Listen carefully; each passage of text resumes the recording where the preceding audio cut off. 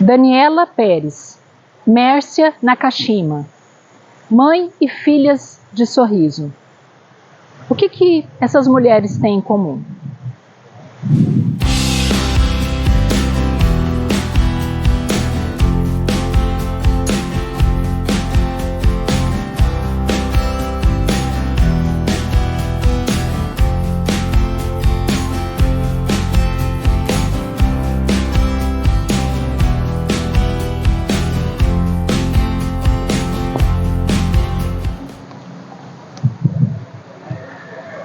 Olá, guerreiros!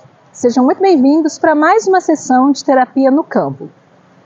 Hoje vamos alimentar a alma e o espírito falando sobre um tema muito doloroso e delicado, o feminicídio. O mundo é extremamente machista e se nós vamos analisar a história, inúmeras mulheres foram e são vítimas de atrocidades pelo simples fato de serem mulheres. Na Bíblia, por exemplo, podemos ter o relato de uma jovem, no livro de Juízes, capítulo 19. Ela estava viajando com o seu parceiro e teve que pernoitar em uma cidade desconhecida. Quando os homens dessa cidade souberam que havia uma mulher hospedada naquele lugar, uma estrangeira, todos eles se reuniram, pegaram essa moça e a abusaram violentamente, de tal modo que ela veio a falecer no dia seguinte. Na história também podemos ter como exemplo a personagem Joana d'Arc, uma moça jovem, francesa, de 19 anos, que se tornou uma liderança bélica e religiosa. Quando os inimigos capturaram essa moça, a acusaram de bruxaria e a assassinaram queimada com apenas 19 anos de idade. Esses são exemplos estarrecedores, mas que não estão restritos ao passado. No Brasil, os índices de atrocidades contra as mulheres vêm crescendo exponencialmente ano após ano. Mas somente em 2015, com a Lei 13.104, que a violência contra a mulher se tornou um crime hediondo. Hoje, vamos trazer, a fins ilustrativos, 3 casos de feminicídios que aconteceram no Brasil e que estarreceram a nossa sociedade. Caso Daniela Pérez. Em 1992, o Brasil é abalado com notícias estarrecedoras. Uma jovem atriz, linda, talentosa, no auge da fama, em plena ascensão profissional, a atriz e bailarina Daniela Pérez, de 22 anos, foi encontrada assassinada num terreno baldio com 18 facadas na região do coração. Essa jovem teve a vida ceifada graças ao colega de profissão, Guilherme de Pádua, que tinha expectativas delirantes e solicitava frequentemente, assediando e perturbando essa jovem para que ela intercedesse à sua mãe, que desse mais ênfase no personagem dele. Essa história muito triste foi rapidamente desvendada e nós podemos perceber que as mulheres estão vulneráveis em qualquer ambiente. No caso dessa jovem atriz, ela foi morta, aconteceu com ela um feminicídio em um ambiente de trabalho, no mercado de trabalho, o que dói e estarrece a todas nós mulheres inseridas no mercado de trabalho, que temos a nossa ética, batalhamos e lutamos por uma vida mais justa. Ela não atendeu às expectativas desse psicopata e pagou com a própria vida a sua decisão. Mércia Nakashima.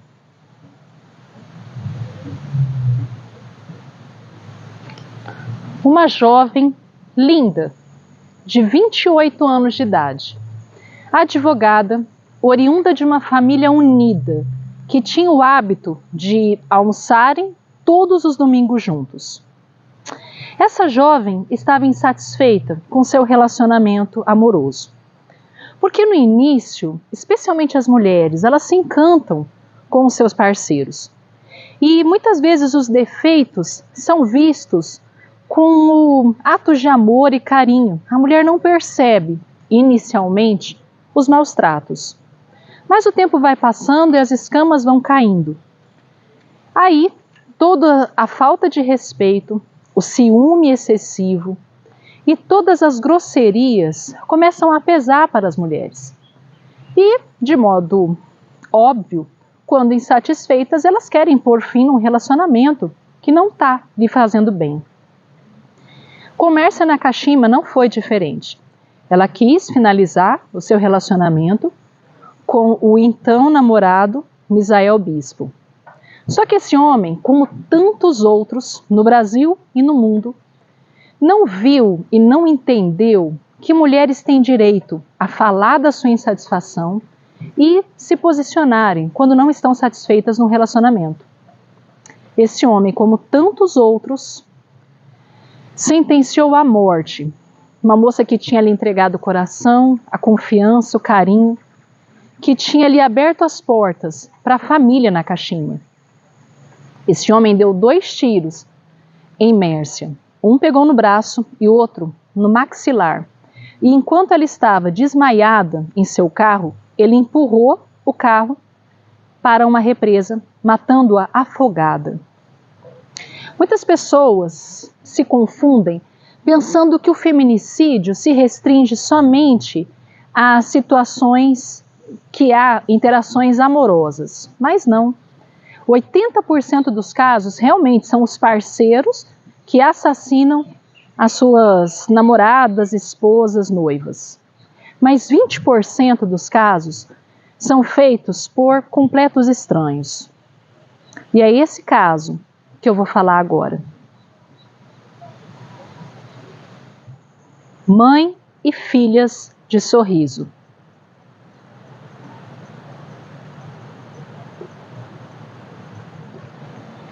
Imaginem a cena.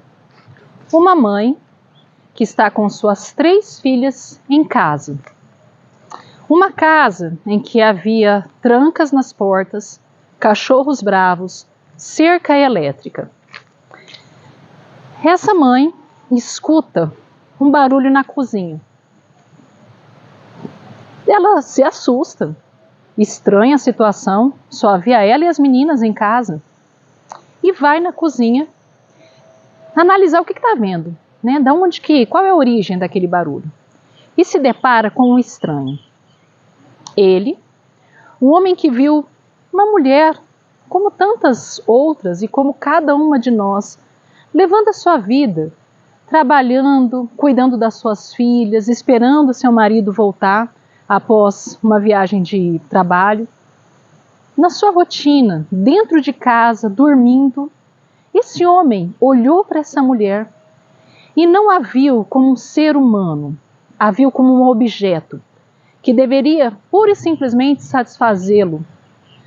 Essa mulher resiste e, para consumar o ato, ele a degola e antes que ela morra, ele a estupra. Essa barbárie fica por aí? Não. 2 de suas filhas, ao ouvir esses barulhos estranhos, também vão à cozinha. E 2 moças, 2 jovenzinhas, também são degoladas e estupradas. Uma terceira menina, uma criança de 10 anos, para não servir de testemunha, esse assassino também a mata, estrangulada. É estarrecedor. E todos que tomaram conhecimento se chocaram ante a brutalidade dessa situação. Mas, infelizmente, não é um caso aleatório.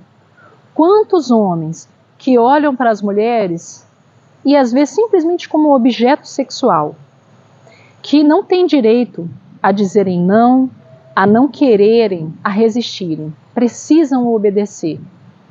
E pagam não somente com a integridade, mas também muitas vezes com a própria vida. Esses casos se enquadram numa situação de feminicídio, em que a mulher morre pelo simples fato de ser mulher. E como podemos ver nessas 3 situações que eu trouxe, é independente de questões aleatórias. Pode acontecer no ambiente de trabalho, numa relação amorosa ou em algo aleatório. Um homem vê uma mulher e já parte para cima e a mata. Como podemos evitar isso?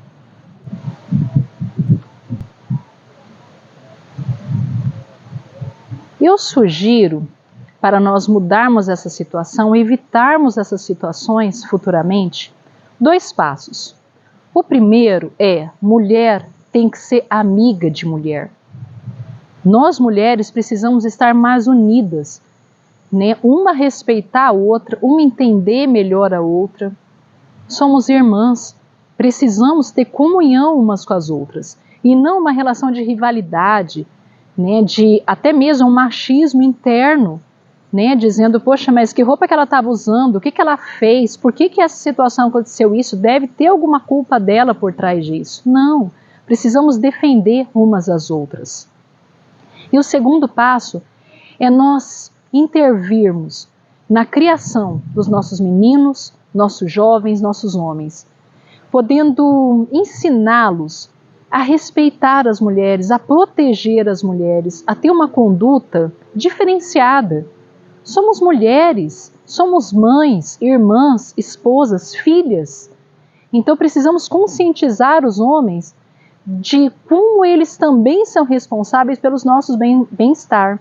Como os homens são responsáveis por também nos proteger, né, e poder funcionar como uma barreira entre nós e esses psicopatas que se levantam acreditando que mulher não pode ter vontade, não pode dizer não, não pode se posicionar.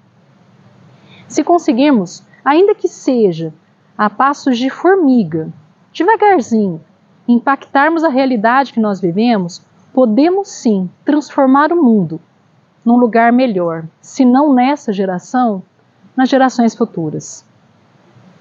Eu fico por aqui hoje, guerreiros. Agradeço a todos vocês que me assistiram.